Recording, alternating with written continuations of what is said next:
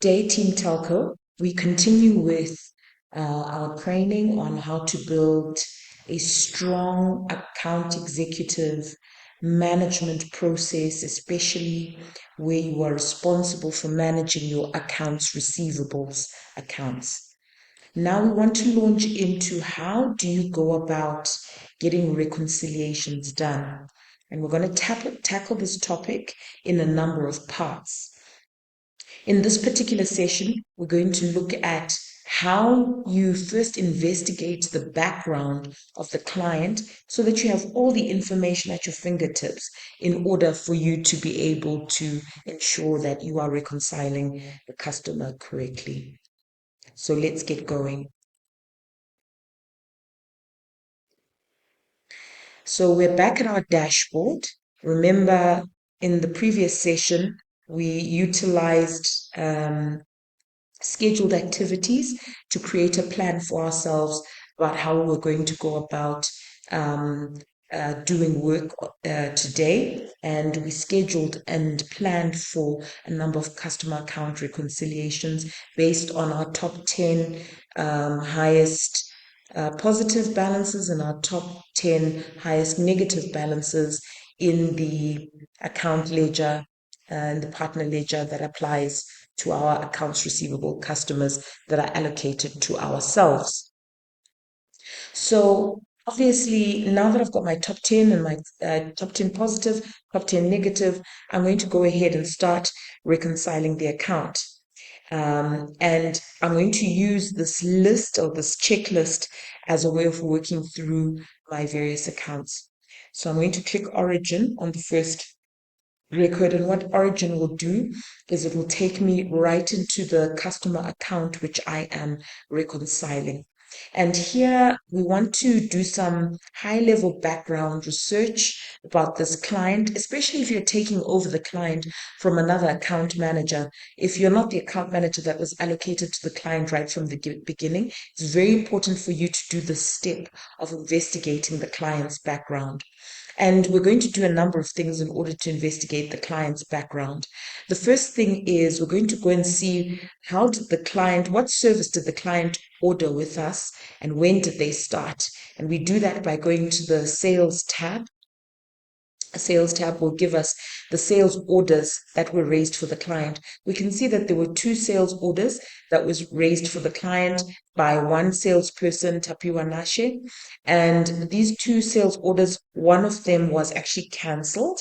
And we can see that because of the grade out, and then the other one was fully invoiced. So let's go into the fully invoiced one. Let's see what service the client was ordering so that we can just get an understanding and a background of where this client came from. So we see that there was a service order raised for this client. Order date was the 4th of November in 2022. This is when this order was actually confirmed, and we can see various documents that were attached to this client's order.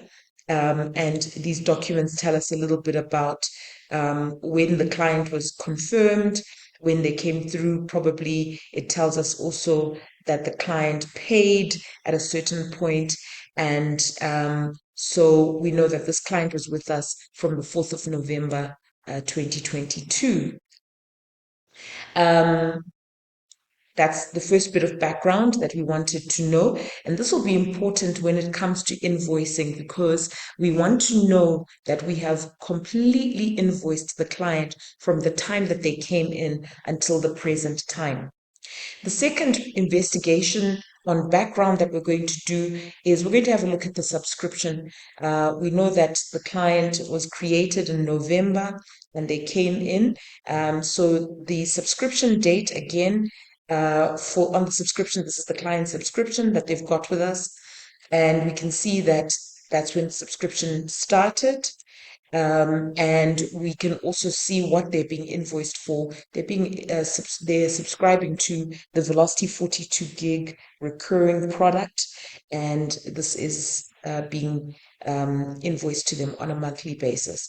Okay, that's useful information as well for us to know. And the date of their next invoice will be the 1st of November 2023. Okay, so we seem to have some good information about, first of all, when was the sales order done?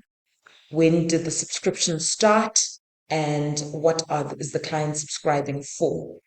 The third thing that we want to check for, which is actually absent on this particular tab, is we should be able to see whether this client is online or whether they are offline.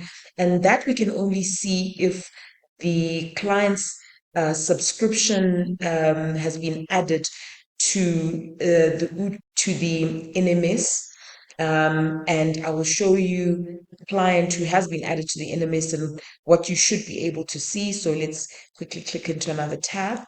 And this particular thing that I'm saying you should be able to see, if we click into my subscription that I've got, one of the things, whether we want to see whether this client is online or offline, and we should be able to very quickly see this. There should be a tab like that. If the tab like that is not there, it's because this client's monitoring service ID has not been added to the NMS and it hasn't been linked to Odoo. So we want to ensure that we can see the client's status, link status right now. And as we can see it with this particular client, but we cannot see it with this client that I'm trying to reconcile. It's very important that we be able to see that. So immediately I'm going to raise a ticket or a task for the um, for the customer service center to be able to help us by linking this customer to this customer service ID to the NMS. So we want to be able to see his service ID on the NMS so that we can see his monitoring right here. So there's nothing here that we can use for raising a ticket. So we're going to go straight into the help desk and we're going to raise a ticket.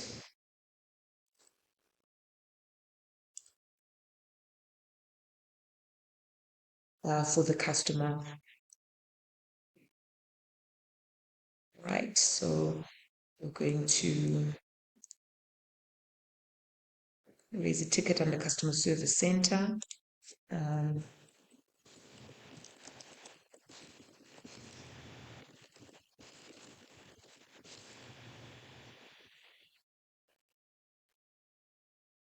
What is the name of our customer again? I believe his name is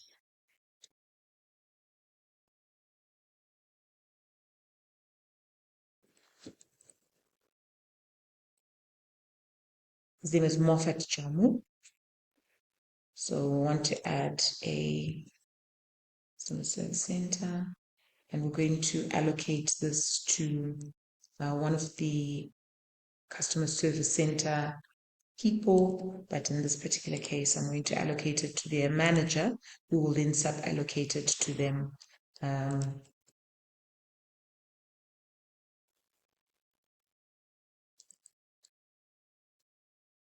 We're going to raise it as an instant ticket. And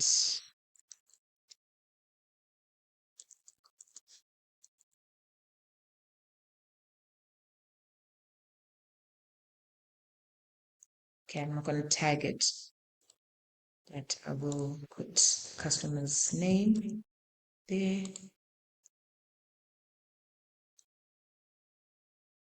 So we need this. It's showing us that this customer doesn't have a SLA, and this is one of the things we addressed during making sure that our contacts have got all the information. So again, if we don't have all the information, we will struggle to add the customer. Let's try and add them again. Okay, now the SLA is there.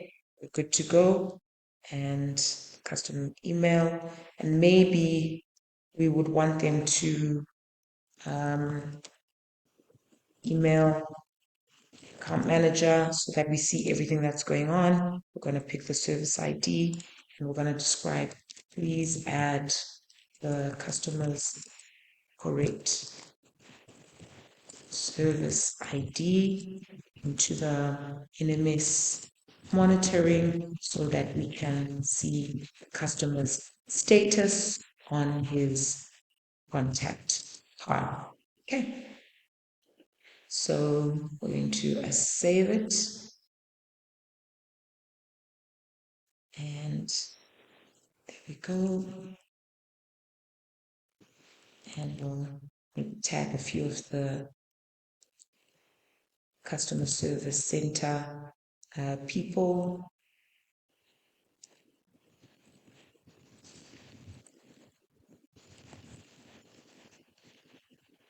All right. Okay, so this is all part of the background of making sure that the customer that we are attending to, we've got all the right information about them. We want to be able to see, to monitor them. We want to be able to see where they came from, and we want to be able to see just other information around their subscription. There's two other things that we will very quickly check before we can say that we've done a full background check and can start fully reconciling this customer. So the other two quick things that we're going to check is we're going to go back to our PCRF dashboard because we want to see the status of the customer, and we are going to try to see Moffat Jamu. Is he online? Is he using? Is the customer account active?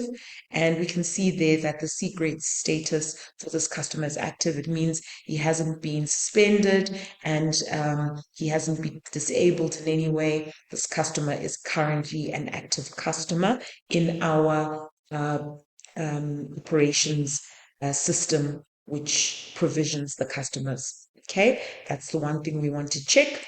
Then the other thing that we want to very quickly check is we're going to go to our dashboard system and we want to see whether this customer, again, we're just confirming background around this customer. We want to see that this customer is fully active in our system, that they're using the system accordingly, that there don't seem to be any problems with this customer and his or her utilization of the system.